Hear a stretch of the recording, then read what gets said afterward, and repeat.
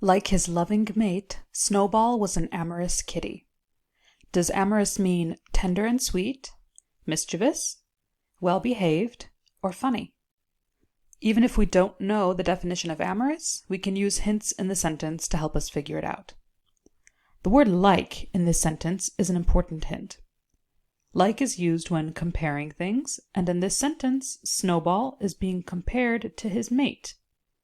The sentence also tells us that his mate is loving, and therefore we can understand that Snowball is loving as well, and amorous must mean loving. Let's go to our choices and pick the one that is closest to loving. Mischievous can be knocked off, as well as funny. Well-behaved is a bit closer, but it's not quite loving. Tender and sweet is the closest we get to loving, and therefore we can be sure that it is our answer.